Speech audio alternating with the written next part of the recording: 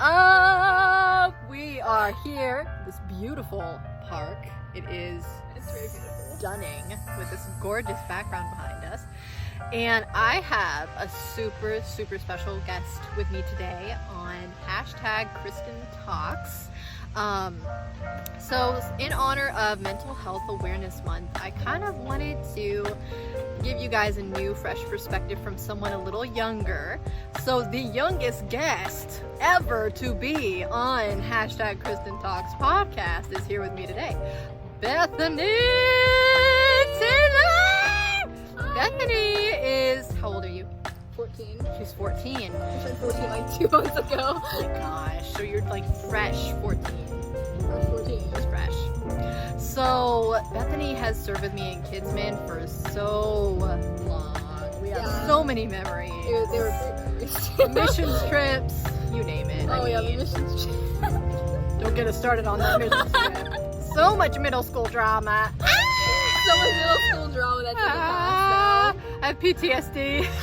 Bethany has really good things to share, and she's gone through some experiences that I thought it'd be cool to share. You have a middle schooler, or you know a middle schooler, or you are a middle schooler, please watch this. And if you have a middle schooler, have them watch this too, because it's going to be super helpful. And yeah, so let's get started. In light of what we are encountering today, where mental health is like a really, really big issue. Like, I feel like everyone, especially teenagers, and I've worked in Youth Men since I was 16 and I'm 25, so that's been almost 10 years of working in Youth Men, and it is everywhere in teenagers, just struggling with depression, suicidal thoughts, anxiety.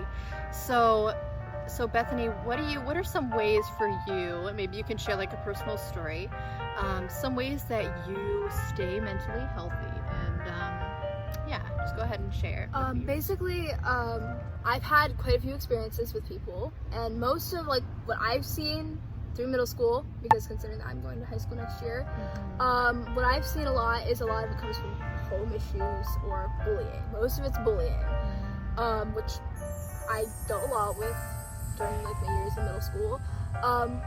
Honestly, don't listen to what they say, because you know who you are. You know, like, don't listen to them. Yeah. Like, their opinion doesn't matter. It's your opinion that matters about yourself. Yeah. So like if they're saying, like, say they called you ugly. Girl, no. You pretty. Boy, you fine. You good. But how I cope with it is I try to think positive thoughts. I try to, like, what I've done in the past, what I used to do, I would write on my chalkboard, I'd be like, you're pretty, you're this, you're that, and I'd write positive things. Or I would write like myself a note and put it on my desk or on my bedside table. Even sometimes, like, if you feel like you're getting to like a point where you're like about to snap, like you're about to like have like a whole breakdown or something, just do something you like. Like for me, it's either like reading, writing, sometimes even talking to friends might get your mind off of it. Like, I personally draw, I like to read, I sometimes occasionally write poetry here and there, because why not? And then I sometimes talk to my friends, because even though like most people say friends your friends can't really help you with that stuff, I know a lot of friends who have suffered from mental disorders, like mental illnesses and stuff, and they can help you a lot, because they have a whole bunch of different coping strategies that might possibly help you. So also talk to like your parents, sometimes that might help you. So talk to a trusted adult, like I talked to Kristen here. But yeah. That's so good. That's really, really good. And I think, what you said about like having a hobby and kind of taking that on if you feel like you're really about to have like a breakdown. Something that I do too is getting alone. And not all the time, but there are times when I just feel a mood coming on, and I know that for me, stepping away and getting out my Bible and just praying and releasing everything I feel to God in that moment, even if it's for 5 minutes, I am a new person coming out of there. Another big thing I would say, just to kind of be just some spiritual side of it too, is pick a worship song and just jam out to that. That's what I do sometimes, actually, now I'm thinking about it, because I read my Bible from time to time, it helps calm my nerves. Sometimes I listen to like worship music and just I do my thing. That's it. That is the way, one of the ways to combat it, and not dismissing, seeing a therapist or a counselor, or if you need medication. We're not hating on any of that stuff, but just sharing some other personal things that we've kind of learned and that help us. But one last thing I wanted to ask Bethany, beautiful, is cyberbullying. Share the story you shared with me, and how do you deal with bullies? Okay, so I've been through some cyberbullying. In case y'all didn't know, I actually have an Instagram. I'm a cosplayer. Ooh, shout out. What's your handle? Give us your handle right here. xx.cinnabon_girl_cause.xx. Yeah, wow, can you remember that? Holy smokes, I'll just have it typed, right? Yeah. But basically, so one time I was just hanging out with my friends. I think I had just gotten up a cosplay post, and I was just talking with my friends. We were like hanging out, talking with we were playing on PlayStation 4 because I have a PlayStation. And we were playing Fortnite and stuff, and we were talking, and then I got a text from one of my friends, my friend Liliana. She had texted me on Instagram. She's like, yo dude, have you been on Instagram lately? Have you been on here lately? I'm like, yeah, I actually just got a post. She's like, oh yeah, right. She's like, so I was searching up your name and stuff because I just followed you, and I'm like, oh yeah, cool. And she's like, as I was searching up your username, I found another account that had the same name as you, but it had sucks on the end. I'm like, oh? And she's like, yeah, I don't know why, I don't know what it's about. I checked it out, it seems like a hate account, you might want to check it out real quick. I'm like, okay.